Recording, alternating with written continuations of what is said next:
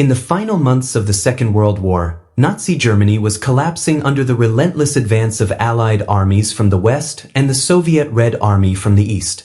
As Soviet troops pushed deeper into occupied Poland during the Vistula-Oder offensive, they approached a place whose name would become synonymous with unimaginable human suffering: Auschwitz. On January 27, 1945, soldiers of the Soviet 60th Army reached the vast Auschwitz concentration and extermination camp complex near the town of Auschwitz. What they discovered there would expose one of the greatest crimes in human history. The liberation of Auschwitz was not merely a military victory. It was the moment when the world began to fully understand the horrifying scale of the Holocaust. Hidden behind barbed wire, electrified fences, and guard towers was a vast system built for persecution, forced labor, and industrialized mass murder. Although the retreating Nazi authorities had attempted to erase evidence of their crimes, they failed to destroy everything. The physical remains left behind became silent but irrefutable witnesses to the systematic extermination carried out by Nazi Germany. As Soviet forces entered the camp, they encountered approximately 7,000 surviving prisoners. Most were too weak, sick, or exhausted to have been forced on the brutal death marches that the Nazis had organized only days before.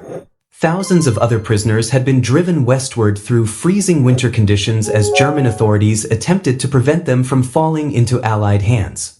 Many perished during these forced evacuations from starvation, exposure, exhaustion, or summary execution. Those who remained inside Auschwitz presented a heartbreaking sight.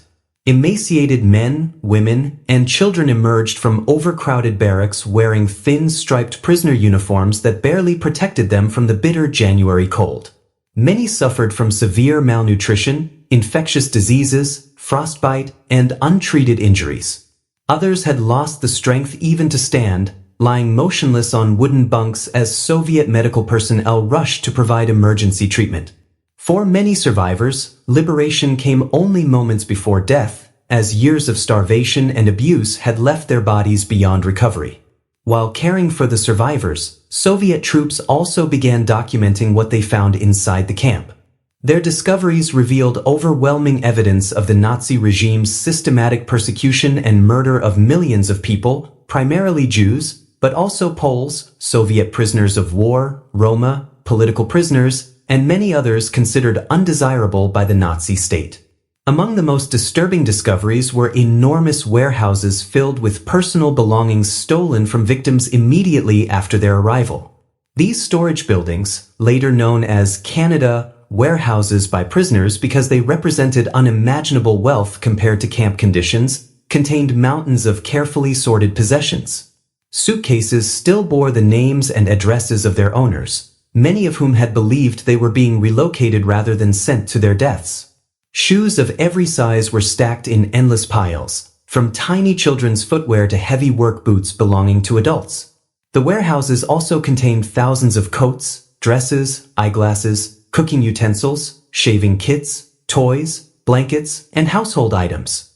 Wedding rings, jewelry, family photographs, prayer books, and treasured personal keepsakes remained exactly where Nazi officials had sorted them for shipment into the German economy. Every object told the story of an individual whose life had been violently interrupted. Perhaps even more horrifying was the discovery of approximately 7 tons of human hair packed into large sacks. Camp authorities had systematically shaved prisoners' heads shortly after arrival or immediately before they were murdered in the gas chambers. The hair was cleaned, processed, and shipped to German factories where it was used in the production of textiles, felt, insulation materials, and other industrial products. The sheer quantity of hair demonstrated the immense scale of the killings that had occurred at Auschwitz over several years. The camp itself revealed additional evidence of mass murder.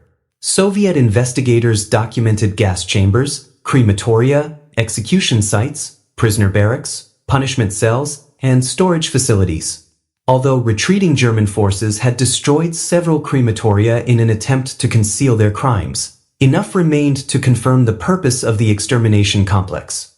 Documents, administrative records, and surviving camp infrastructure helped investigators reconstruct the methods through which hundreds of thousands of victims had been systematically murdered. Shortly after liberation, Soviet military cameramen began filming the camp and its survivors. Their footage became some of the earliest visual documentation of the Holocaust. The film captured haunting images of skeletal prisoners slowly emerging from barracks, children dressed in oversized striped uniforms, abandoned camp buildings, and warehouses overflowing with stolen belongings. These images offered undeniable proof of the atrocities that had occurred behind the camp's fences. Among the most memorable scenes were groups of children who had survived Auschwitz despite unimaginable hardship. Many had lost both parents and had no knowledge of where their families had gone. Wearing striped prisoner uniforms, they walked cautiously through the camp as Soviet soldiers and medical personnel attempted to care for them. Their expressions reflected confusion, fear, and exhaustion rather than celebration. Liberation brought safety, but it could not erase the trauma they had endured. The Soviet film crews also documented the physical condition of survivors through detailed medical examinations. Doctors recorded evidence of starvation, infectious disease, and severe physical abuse. They examined prisoners who had become victims of cruel medical experiments conducted by Nazi physicians operating within Auschwitz. Some survivors displayed evidence of forced sterilization procedures intended to prevent entire populations from reproducing.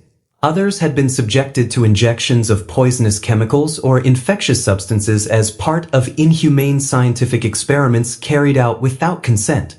Additional victims bore scars from skin graft procedures and other surgical experiments performed under brutal conditions with little or no anesthesia. These so-called medical studies ignored every ethical principle and treated human beings as disposable test subjects.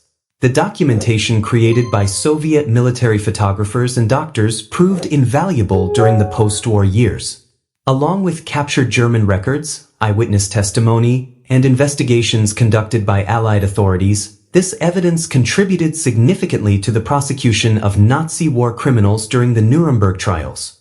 The films, photographs, and recovered belongings helped establish beyond doubt the systematic nature of the Holocaust and the crimes committed at Auschwitz. The warehouses of clothing, shoes, suitcases, and human hair became powerful symbols of lives stolen by Nazi persecution. Each suitcase represented a family separated forever. Each pair of shoes marked a journey that ended within the camp's gas chambers. Every lock of hair testified to the industrial scale on which human beings had been stripped of their dignity before being murdered. For the survivors, liberation marked the beginning of another difficult journey. Many discovered that their families had been killed, their homes destroyed, and their communities erased. Rebuilding their lives required extraordinary resilience in the face of overwhelming loss. Yet many chose to bear witness, sharing their experiences so future generations would understand what had occurred. Today, January 27th is commemorated internationally as Holocaust Remembrance Day, honoring the victims of Nazi persecution and the soldiers who liberated Auschwitz. The preserved camp stands as a memorial and educational site visited by millions of people each year.